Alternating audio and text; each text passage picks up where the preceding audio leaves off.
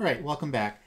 So we've been looking at the role of advertising in terms of this mass society that's emerging in the United States and Canada, and the way that advertising is trying to sort of fulfill a kind of conformist function, right?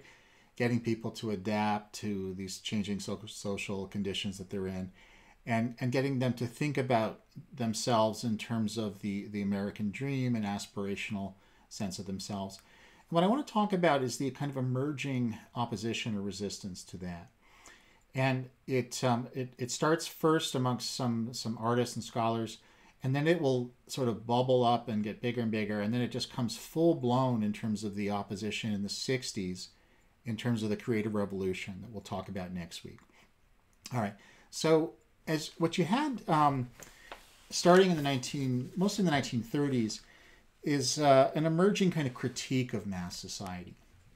And this can be seen in a variety of ways in the work of academics. And in the case of one very important work called Middletown, which was a book written by a couple anthropologists. And what they effectively did was they went to Muncie, Indiana, like a middle-sized town in Indiana, which they named Middletown for the book. And they effectively lived in this town for a year or two. This was Robert and Helen Lynd, a married couple who were anthropologists. And they effectively analyzed what was going on in terms of the way that cultural life was changing in this town. And what they argue in their book is that a form of consumer culture was encroaching on the so-called natural or simplistic life that existed prior to that. They write about the commercialized relationships that are starting to happen in terms of more advertising, what they called an intrusion of alien or outside culture in the form of radio shows or movies or advertising.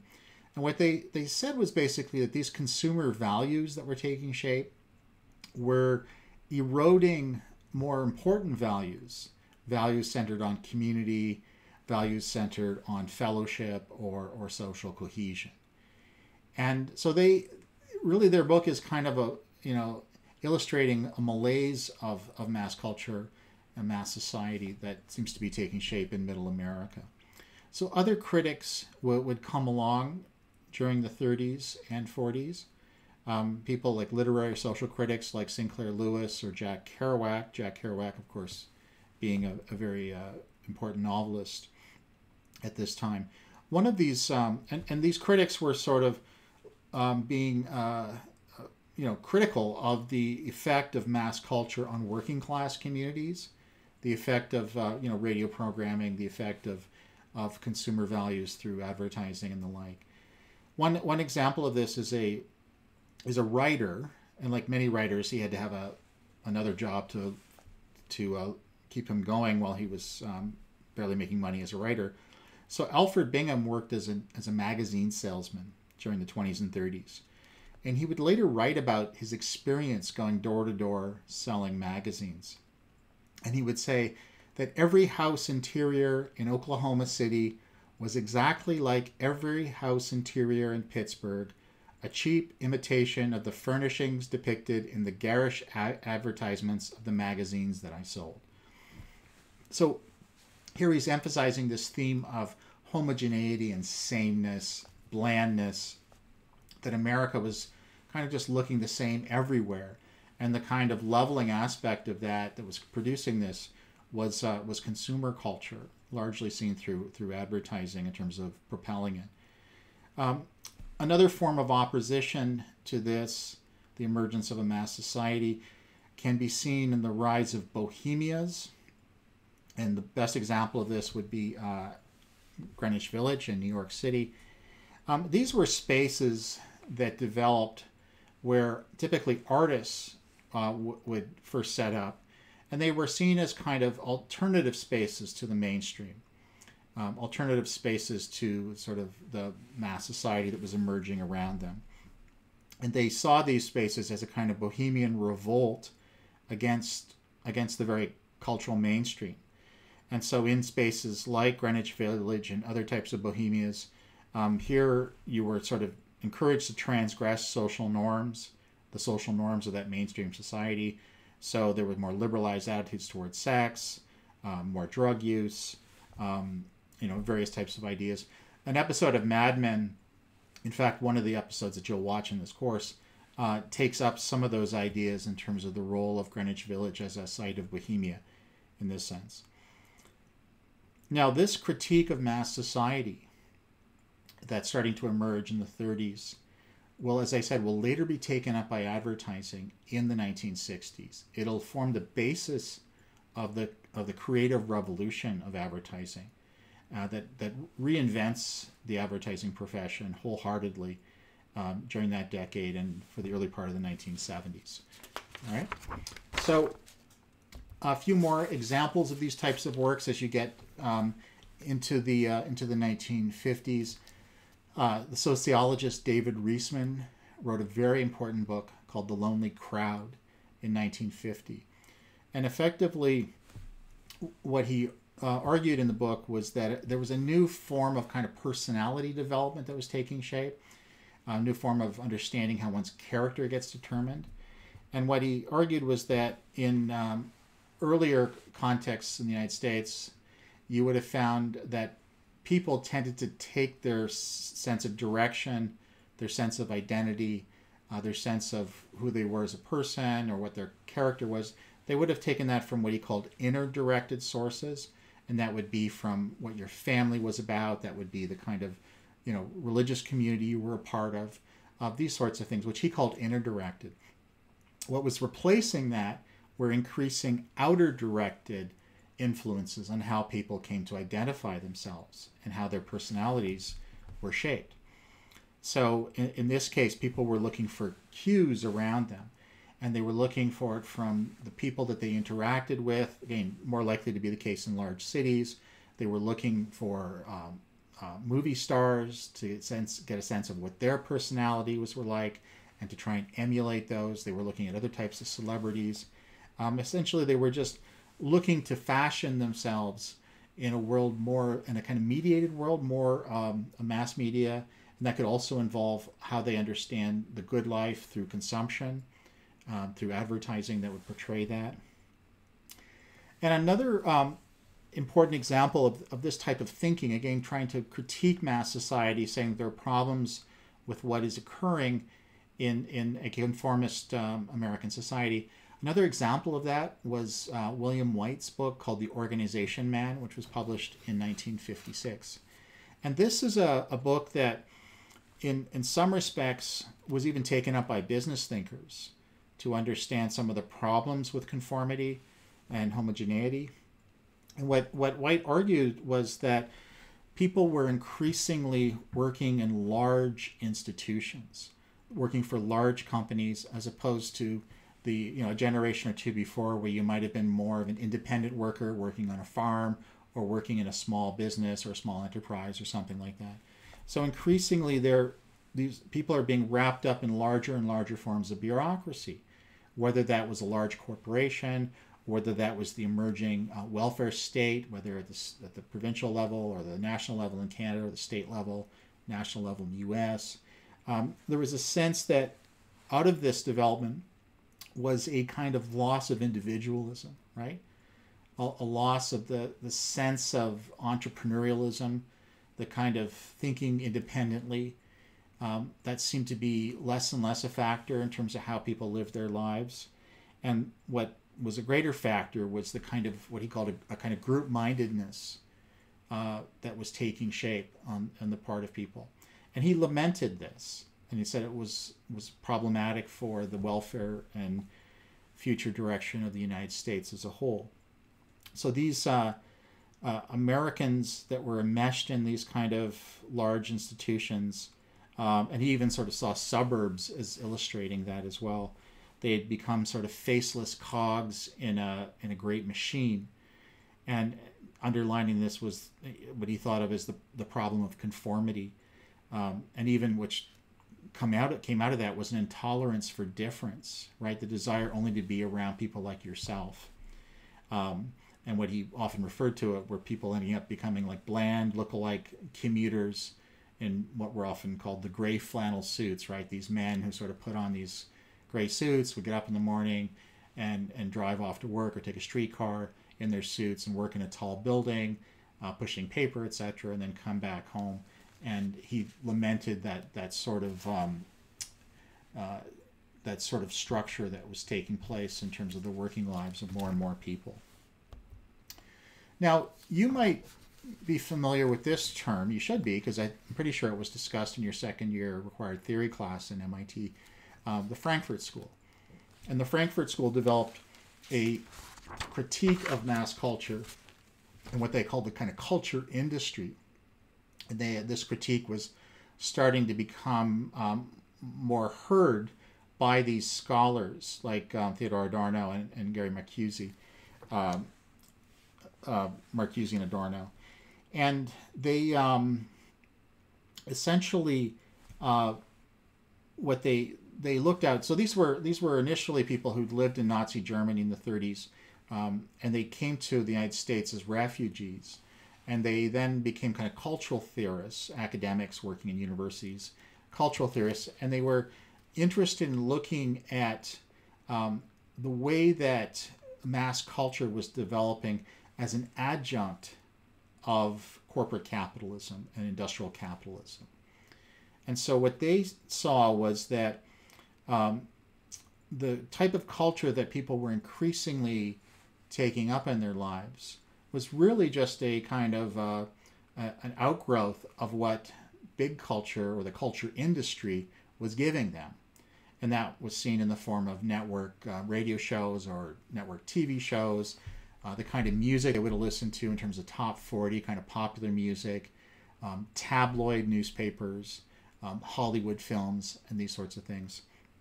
And what they argued was that this was kind of creating a kind of homogeneity, a kind of sameness to culture that people just sort of tapped into. There was not the kind of distinctive kind of peculiarities of pockets of culture or something like that that could be different from this.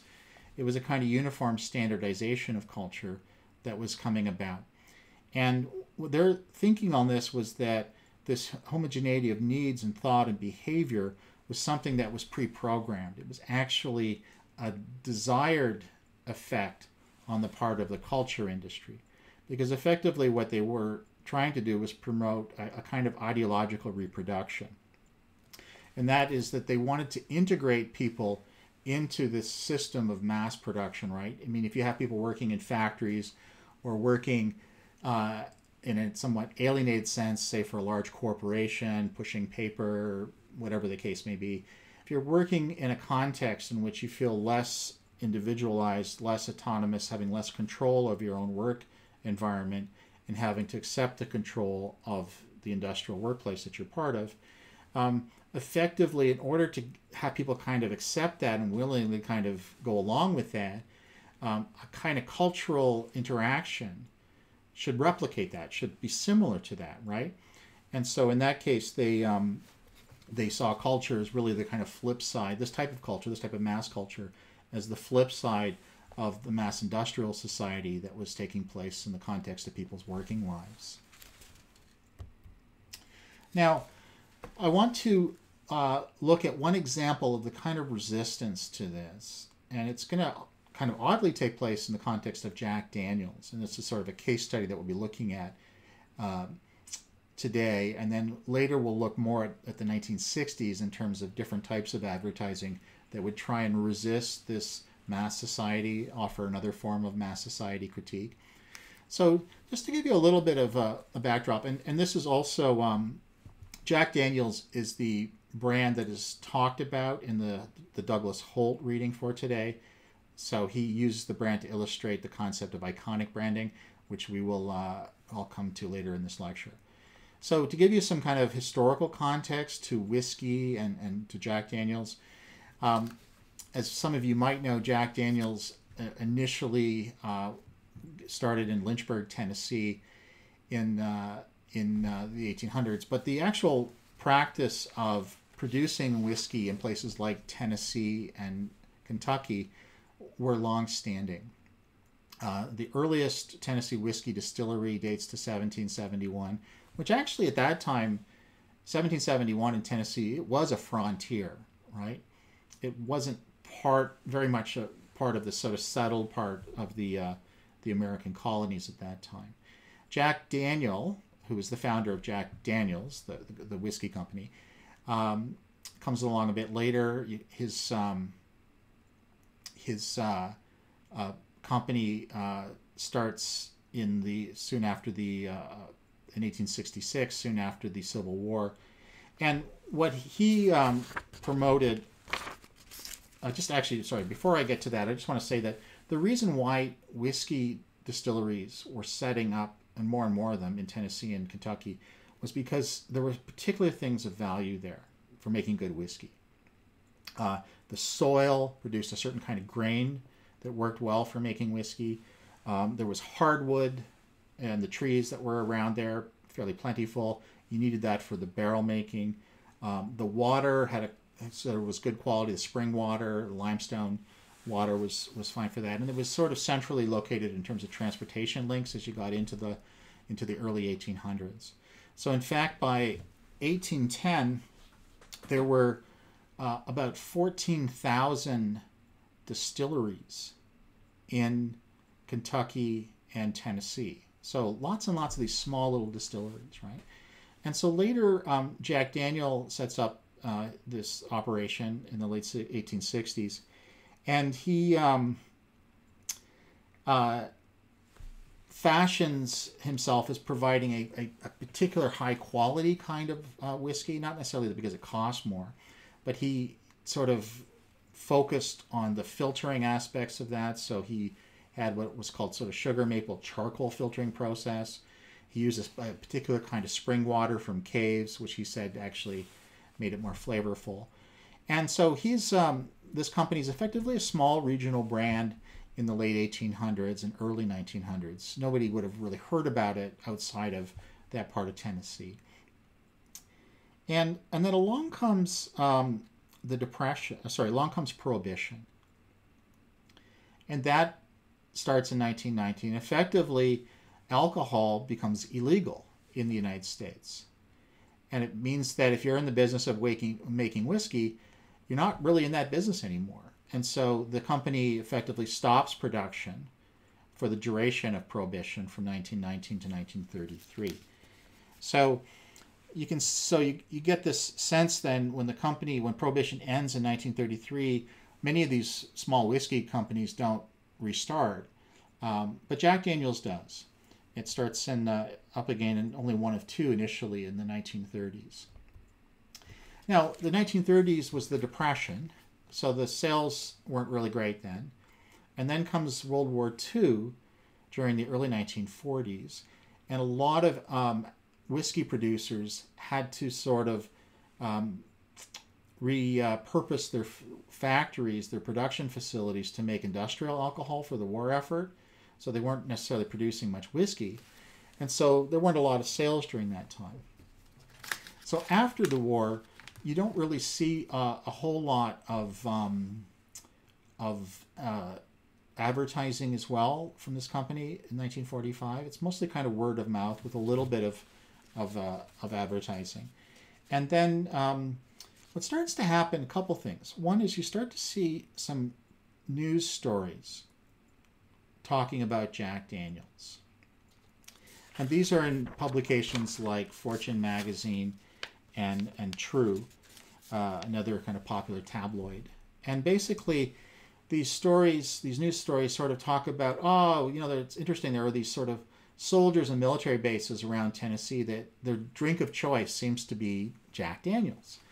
And isn't that interesting how they've sort of latched onto this kind of, obscure, not very well-known whiskey brand.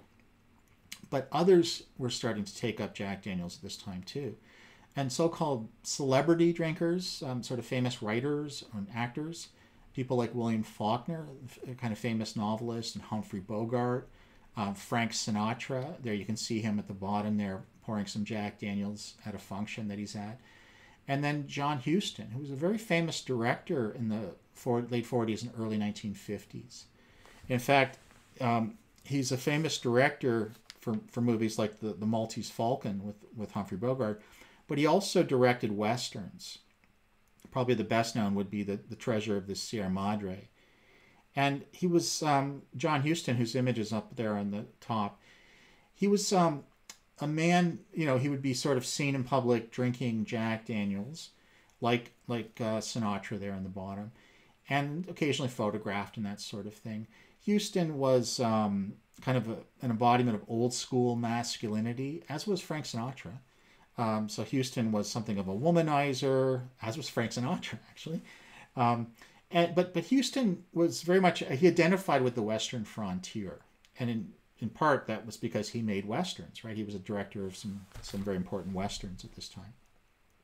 Now, what starts to happen is, because you've got these magazine accounts, because there's not really that much advertising. In fact, one of the first advertisements that Jack Daniels ran in the early 50s was basically just a small ad that sort of pointed people to read one of these magazine articles to learn more about the brand, which is kind of funny, actually.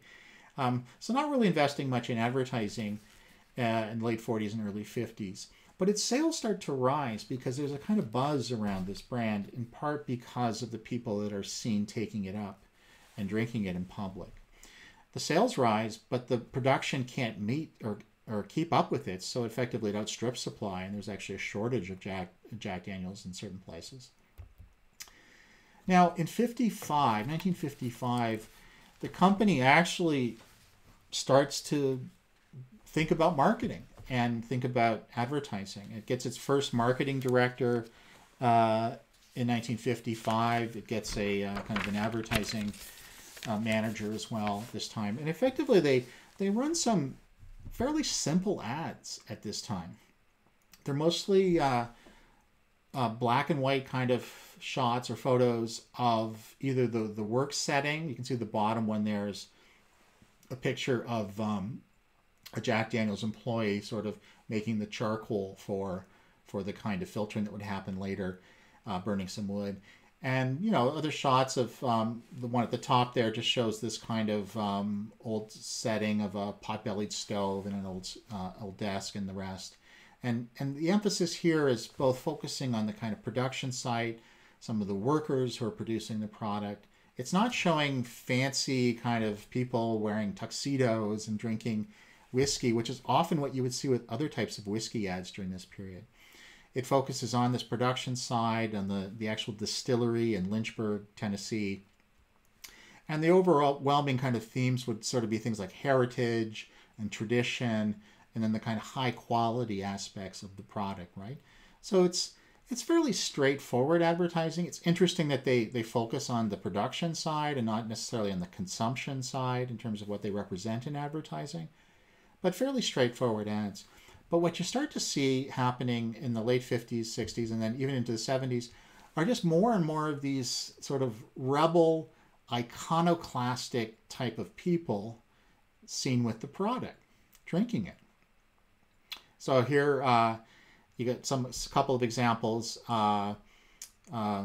Keith Richards from the Rolling Stones, Jimmy Page from Led Zeppelin, my all-time boyhood hero when I was, under 15. And you get these images of these kind of rock star type people. Not, they're actual rock stars, but people that are sort of so-called rock stars in terms of the way that they defied conventions, defied social norms, and were kind of rebels of their own times, right? And because more and more depictions, more and more photographs are seen of these types of people drinking Jack Daniels, it kind of creates a different set of meanings for the product that are actually not even specific to the advertising that the company was disseminating, trying to offer a kind of preferred set of meanings. Here you get meanings like authenticity and being a maverick and being independent, right? And being a rebel. And these are the kinds of things that become more and more associated with Jack Daniels. Now, one of the interesting points that was raised by a company historian of Jack Daniels, and he wrote that by the 60s, he said that when Hollywood scriptwriters wanted to use shorthand to show that a character is somebody to be reckoned with, they put Jack Daniels in their hands. And that, in fact, actually happens with a fairly famous movie at this time called HUD. So this was a movie that starred Paul Newman came out in 1963. And it's considered one of the more important films in the history of Hollywood. Won 3 Academy Awards. And it was also the National Film Registry in the United States, which is run by the Library of Congress.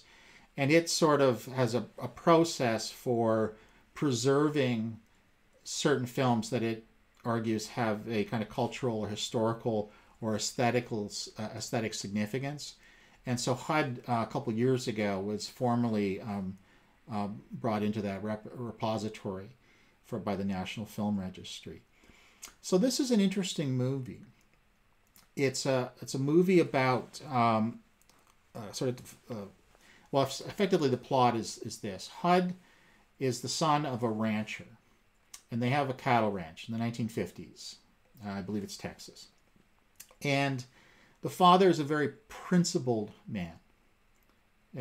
Has a good character, believes in, treating people respectfully, honoring your word, etc., etc. The son, who is Hud Bannon, is the exact opposite. He's unscrupulous. He's self-absorbed. I mean, think like someone like Donald Trump, let's say. And he's a womanizer, and he doesn't respect people. He's really in it for himself. And the story is basically that they have this cattle ranch, and it looks like there's a disease amongst the cattle, and the father thinks it's important to get the government inspectors to properly assess if this is happening, and HUD thinks it's crazy to let the government people on the ranch, just cover it up, try to do what you can to try and still get ahead or make money with respect to this. And effectively that's the conflict, and then there's an aspect with a woman that HUD is interested in and a few other things.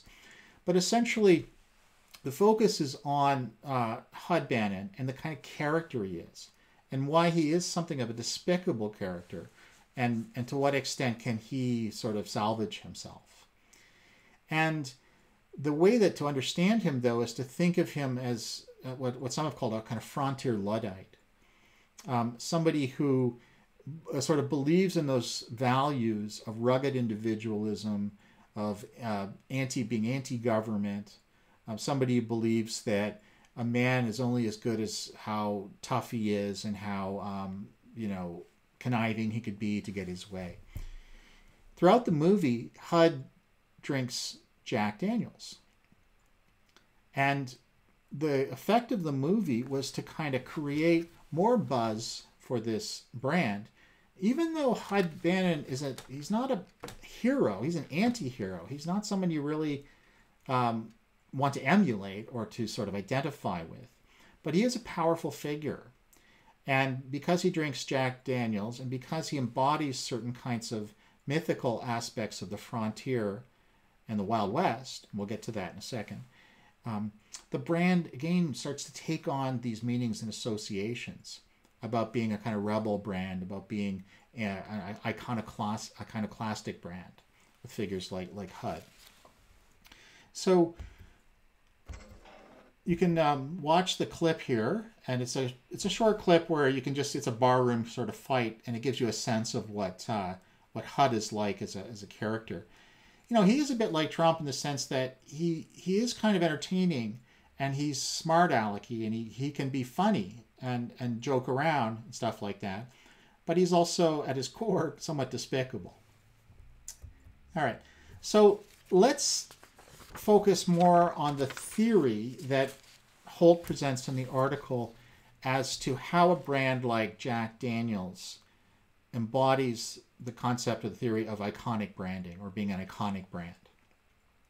So by iconic, it doesn't just mean that it's really popular or well-known. There's some specific attributes that Holt asserts have to be there in order for a brand to be iconic in this sense.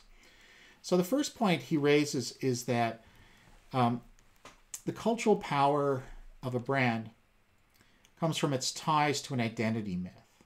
So in this case for Jack Daniels, it's becomes increasingly linked to the frontier, to the Wild West, to the rugged individualism.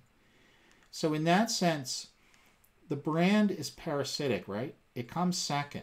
It's not like Jack Daniel's sort of creates the myth of the West, the Wild West or something. It latches onto that existing cultural myth or that identity myth that's already there. So the way to think about how iconic branding would work is that you have various types of cultural myths or identity myths that would circulate in any given society or culture, right? I mean, the gunfighter cowboy or the Western frontier myth is one, and you can see Marlboro Man as an aspect of that. Technology as utopia, maybe Apple would fit into that. And you can list a bunch of things. Later we'll look at Tim Hortons in terms of the kind of Canadian myths around Canadian national identity or what it means to be a Canadian. And so various types of myths sort of exist. And then there'd be just various types of brands that are trying to sort of latch on to those myths, to sort of situate themselves into those, into that association, because it can be a very powerful set of meanings, right? That people can be influenced by and can find very, very convincing. It's not necessarily done through advertising, though. One of the points that Holt makes is that oftentimes there's a kind of a, what he calls a journalistic packaging or a news story kind of packaging, right? And I mentioned before how Jack Daniel's had been, before it was even advertising much, there were just news stories about it in terms of it being popular amongst those celebrities like Frank Sinatra and John Huston. So the journalistic packaging becomes an important aspect of that, right? In terms of getting people to believe in the kind of authenticity of the brand in terms of who's using it and who's not. And related to that would be the brand's depiction in things like film, like obviously HUD is an example of that.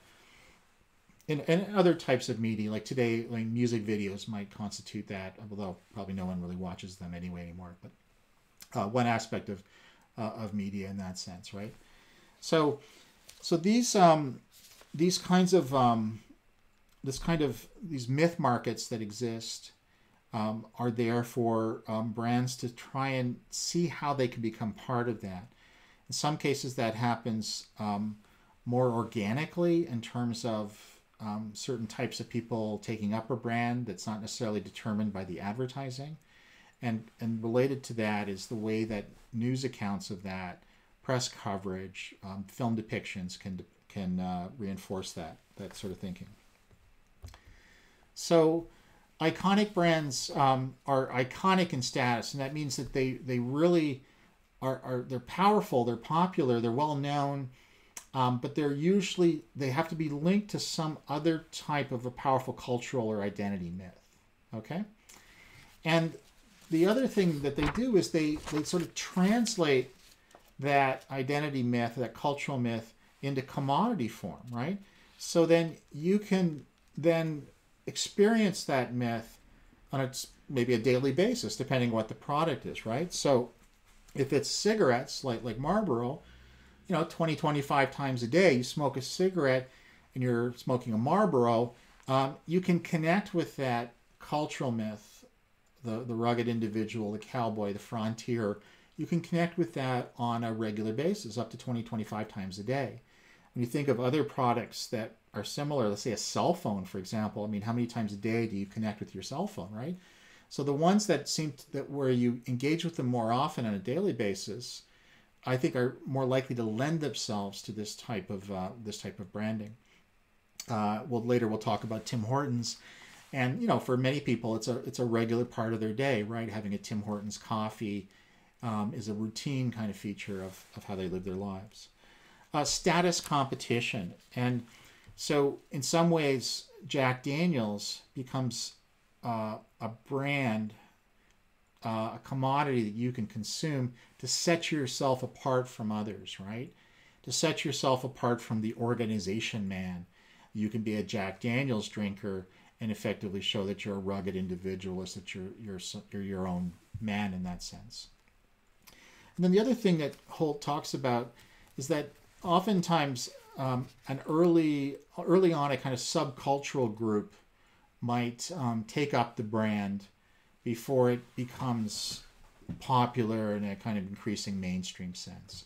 So if you look at one example like Doc Martens, these shoes that became very popular in the sort of 80s and 90s, before that they were taken up by punk rockers in the 70s and early 80s. These became the shoes of choice for the first wave of the punk rock movement. Now, they chose Doc Martens, the punk rockers in Britain, because those were the shoes that actually were worn by postal letter carriers, the mailmen. And in Britain, the mail's delivered twice a day. You see mailmen mail letter carriers all the time. And so they had a reputation for being a high quality shoe, and hence if you're a letter carrier, you want high quality shoes. And so the punk rockers saw that and thought, and part of their movement was shaped about a recognition of working class identity as well. And so they basically took a common feature of very common working people amongst them, letter carriers, and adopted their shoes. And Doc Martens became then popular as the choice of punk rockers, and then a few years later it started to circulate within a more broader cultural frame. So subcultural groups, like in this case the punk rockers, adopting a product like that, and then it kind of moving into more mainstream markets becomes a feature of that. Now, let's look at the specific aspects of the frontier in terms of how brands like Jack Daniels and Marlboro would have latched onto this thing. So you can talk about the U.S. frontier as both history and as myth. So in terms of history, it was a real thing, right? In the United States, as many of you know, and it's somewhat similar in Canada, the settlement mostly started on the eastern seaboard, and then progressively people moved west throughout the later 1700s and throughout the 1800s. And by moving west, they effectively were able to recreate new forms of social and political life. So if you weren't happy with your situation, say living near Philadelphia in eastern Pennsylvania, and you wanted to expand your horizons, you wanted to have more land, you wanted to not be bothered by the people around you, whatever the case may be, you didn't like the politics or whatever it was, you had that option of moving west, and actually in most cases being given for free a certain amount of land if you wanted to be a farmer, say roughly 160 acres. And so that was a driving force, not just in terms of the eventual settlement of the United States and a moving westward basis, but it was also a way to understand the nature of American democracy as well. And so some have argued that the nature of American democracy was actually shaped by the availability of the frontier, the availability of open land, and the type of political culture and political parties that developed in the mid to late 1800s actually was shaped by that frontier process. Others have argued that the frontier was a kind of socializer of men and women, that it sort of created certain types of values around being courageous and being self-reliant, and to a certain degree even kind of honesty and integrity, situating yourself in these new situations out west. Actual frontiersmen were people like Daniel Boone and Davy Crockett and Wild Bill Hickok, etc. So these were actual historical figures. And so what I'm describing now is an actual sort of summary of the history of the frontier. Now, the frontier ends in around 1890. And effectively what that means is that there's no more free land for people who want to go out west. I mean, you can still go out west, you're just not going to be guaranteed a patch of land somewhere. And so the frontier as a kind of driving force of political, economic history, let's say, ends in the 1890s. But then the mythical kind of recreation of the frontier and the Wild West starts to take shape. And it's actually in the 1890s and early 1900s that you start to see the rise of Wild West shows. And these would be events that were put on mostly in the eastern United States, but sometimes even in Europe. But effectively, they were kind of shows where you kind of recreated aspects of what the West was about, and you'd have these sort of cowboy and Indian sort of mini battles, and you'd have gunfights and these sorts of things, right? So the actual frontier ends a historical reality in the 1890s, and then the recreation of that comes in the forms of these Wild West shows and other types of events and activities that would create a kind of myth, a cultural myth around what the West was about. Whiskey was also an aspect of this mythical notion of what the West was. This idea that you went into a saloon and you ordered whiskey, and you drank it straight up, and then sometimes you got in a bar fight and these sorts of things, right? So people associated whiskey with the frontier, with the West, as an aspect of the cultural myth of the frontier. And so what it means is that if you're thinking about that, or you want to embrace that kind of a myth, you can do that through consuming whiskey, right? And it can enable people in the early 1900s or whatever to embrace some of those values that they would associate with the rugged individualism of the Wild West through drinking whiskey. Now, one of the more striking things about American history is the huge increase in the production of Westerns starting in the mid to late 30s and going right up until the late 1960s. This is the kind of golden age of the Western. You saw lots of movies that were made, some of the more important ones being High Noon and Shane, television series, Gunsmoke, which ran on TV for about 20 years. I think until The Simpsons eclipsed it, it was the longest running television show. And here, just lots and lots of Hollywood cinema that's based on Westerns, lots of television shows, lots of novels that are centered on Western frontier heroes and the rest.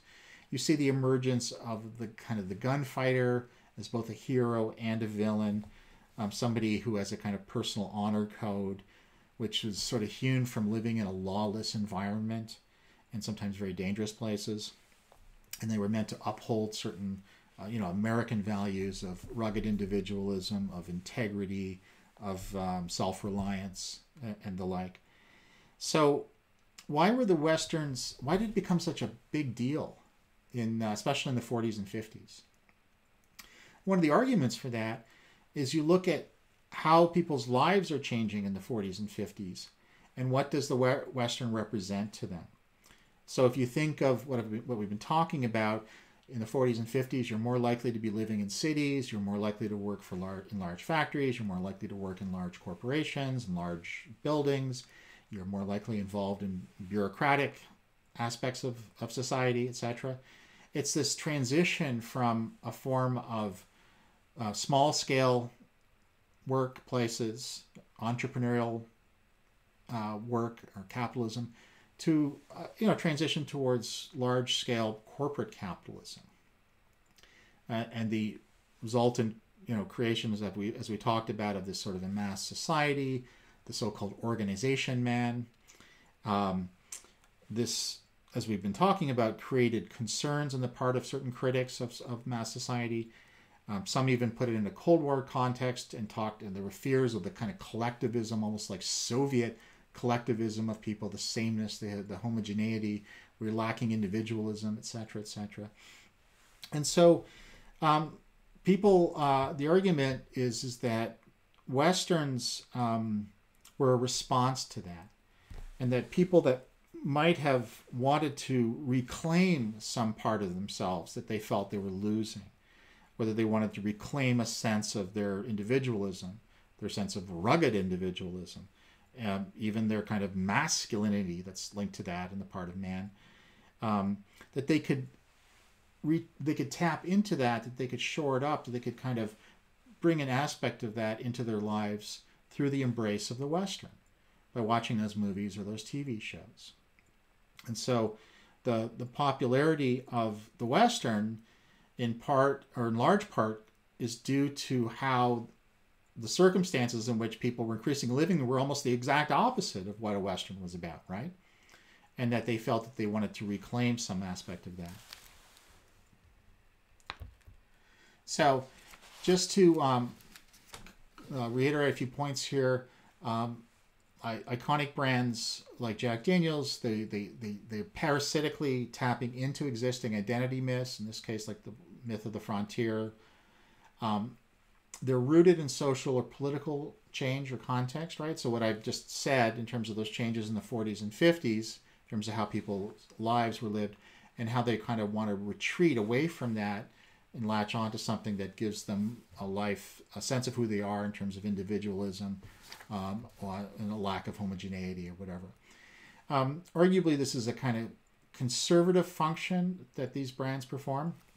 And by that, what Holt means is that if, like, let's say this, let's go to this example of somebody in the 1940s or 50s, and they may be working in a large factory. They may feel alienated in terms of their work. They may feel like they're just a number in society, and they don't have any sense of true purpose and individualism. I mean, the way to change that is to organize and change that, right? Or try to change that, is to look at political solutions for that in terms of the way work is organized or whatever. Latching onto a Western or watching Westerns or drinking Jack Daniels or whatever isn't really going to change that, right? It may make you feel good about yourself. It may be a kind of a balm or a salve that you can apply to yourself to help you in your situation. But ultimately, it's a conservative response because it really just sort of locks in the status quo. And in that case, when people are turning to Jack Daniels in that context or the Western or something like that, they're trying to work out these kind of cultural contradictions in their lives, and they're trying to sort of have some measure of feeling validated, or have some measure of part of themselves they might have felt was lost, kind of coming back in the form of the associations, the mythical associations that they would get from Jack Daniels. All right. So what's I want you to do is, I think I'll show this ad. Tim Hortons is an iconic brand, and I think for the most part, you can use some of Doug Holt's analysis to understand the power of Tim Hortons and to understand the way that the brand latches onto existing cultural myths around Canadian identity and certain kinds of symbols of that national identity. And hockey is one example of that.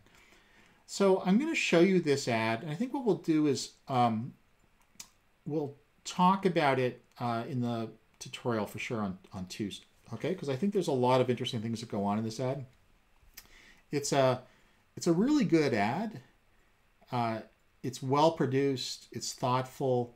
It's it tells a really fascinating story. In this case, about a minute and a half. There's even a shorter version of this ad that runs at about a minute. And so it's a great ad in terms of all those aspects. But there are some interesting kind of cultural critiques that you could make of this ad in light of the material that we've talked about with Douglas Holt and iconic branding. So we'll just look at this ad, and then we'll I'll have a few words to say.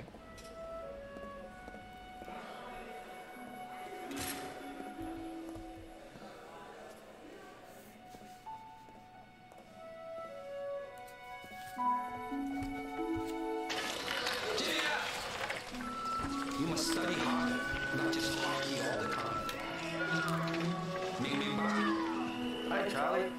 What are you doing here? For your grandson. For you. Gee, thanks, Mom. Dad, boy. Dad, what are you doing here? See, Tommy. Double. Thanks. Jimmy, you study, no hockey. He's good. Better than you. How would you know? I come watch.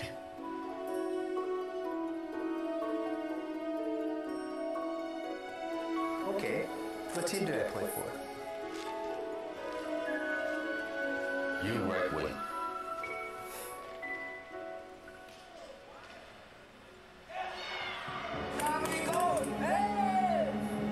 My grandson. My grandson.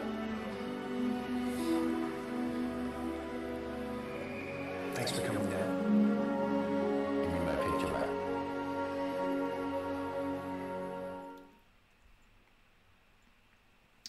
All right. So I just want you to think about that ad in light of what we just talked about with respect to Holt and iconic branding. I want you to think about obviously what the cultural myths that are involved here in terms of the way both this ad works and more generally Tim Hortons advertising often functions. And then I want you to think about the social change that might be happening. This ad was from about 10 years ago. What kind of social change, what might be going on that would make an ad like this work from the standpoint of iconic branding as well? And then think about a few things along the lines of cultural assimilation or cultural mosaic, and etc. Right? Because this is an immigrant story that's being told in this ad, and yet it's occurring in the context of a brand like Tim Hortons that traditionally has a kind of a kind of old school notion of Canadian identity linked to hockey and that sort of thing. All right. Okay. So I'll chat with you guys about that on Tuesday. All right. Take care.